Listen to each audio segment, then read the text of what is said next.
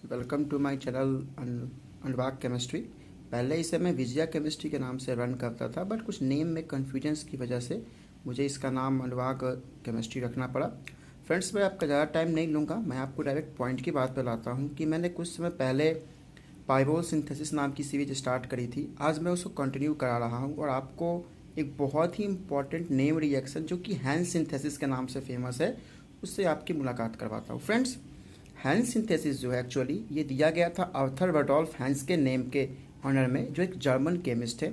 अगर बात करें हैंस सिंथेसिस के स्टेटमेंट की, तो एक्चुअली ये सिंपल क्या है, एक तरह का कंडेंसेशन रिएक्शन है। किनके बीच में, तो ध्यान दें, एक बीटा कीटो ईस्टर और ammonia and A alpha ketone के बीच का ये क्या है, कंडेंसेशन रिएक्शन है।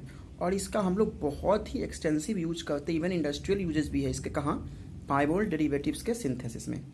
आइए जो अगर मैं इसका एक ओवरव्यू देखूं तो ध्यान दीजिए आप, यहाँ पे ये आपका अल्फा पोजीशन है, ये बीटा पोजीशन पे कीटो ग्रुप है और ये पूरी की पूरी ईस्टर ग्रुप है। अच्छा, मैं इसे आगे बहुत जगह पे CO2R2 के फॉर्म में लिखूंगा, तो काइंडली आप कंफ्यूज ना करें। एक बात मैं आपको और क्लियर करता हूँ, इन दोनों पोजीशन की अगर बात करते हो, इन दोनों पोजीशन की आप बात करते हो, तो इस पोजीशन की जो इलेक्ट्रोफिलिसिटी होती है वो कम होती है इसके तुलना में, क्योंकि यहाँ पे ऑक्सीजन का जो लोन पेयर है रेजोनेंस में है। इससे कारण इस पोजीशन पे न्यूक्लियोफिलिक अटैक उतना प्रेफर नहीं होता है जितना कि इस पोजीशन पे होता है।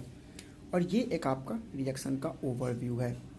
आगे बात करते हैं। अगर मैं इसके मैकेनिज्म की बात करूँ तो फर्स्ट स्टेप इस रिएक्शन का होता है कि हमारा जो अमोनिया है या फिर कोई प्राइमरी अमीन जो मैंने कंसिडर किया है, वो इस बीटा कार्बन अब जो बीटो की स्टोएस्टर हमने लिया है उस पर अटैक करता है और फाइनली हमें क्या फॉर्म करता है, इनामीन फॉर्म करता है।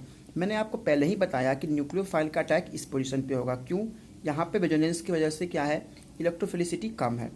अगर जब ये अटैक करेगा तो ऑब्वियस सी बात है ये पाई बॉन्ड माइग्रेट कर जाएगा ताकि हमें फाइनली ये स्पेसिस मिल सके।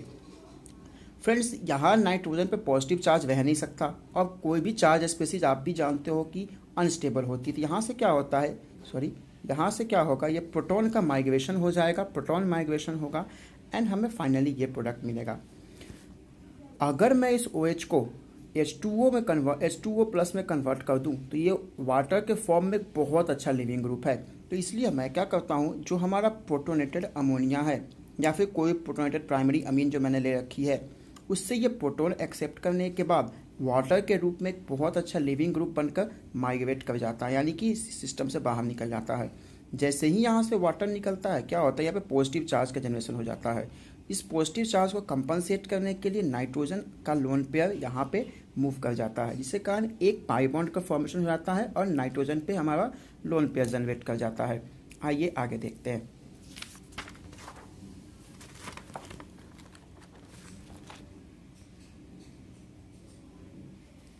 फाइनली क्या होता है कि सिमिलरली ये प्रोटॉन भी यहाँ से एब्स्ट्रैक्ट कर लिया जाता है अमोनिया के थ्रू और हमें जो पहला इंटरमीडिएट मिलता है वो है इनामीन।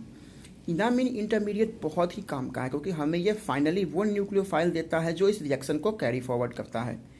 ये इनामीन क्या करता है, हमारे इस अल्फा हेलो कीटोन के इस कार्बोनिल कार्बन पर अटैक कर देता है। अब अटैक कहाँ से होता है, देखिए ये जो पाई बॉन्ड है यहाँ पे इलेक्ट्रॉन डेंसिटी बहुत ज़्यादा है, इसीलिए ये बिहेव करता है एक न्यूक्लियोफाइल जैसा और ये जाकर अटैक करता है हमारे अल्फा हेलो कीटोन के कार्बोनिल कार्बन को और फिर यहाँ से पाई बॉन्ड का मूवमेंट हो जाता है। सिमिलरली पीछे वाले स्टेप की तरह यहाँ पे ये प्रोटॉन को एक्सेप्ट करके OH बना लेता है और हमारे ये हमें NH प्लस, और यहाँ पे चूँकि हमने देखा है जब ये पाई बॉन्ड यहाँ पे अटैक करेगा तो यहाँ पे पॉजिटिव चार्ज डेंसिटी क्रिएट हो जाएगी, जिसकी वजह से नाइट्रोजन का लोन पेयर यहाँ पे मूव कर जाएगा और हमें फाइनली ये प्रोडक्ट मिलेगा।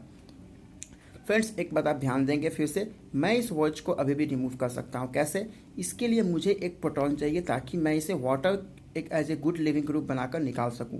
और यहाँ आप देख रहे हो नाइट्रोजन पे पॉजिटिव चार्ज है, इसलिए ये जो प्रोटॉन है ये इलेक्ट्रॉन पे नाइट्रोजन में मूव कर जाता है और ये प्रोटॉन इसके पास चला जाता है।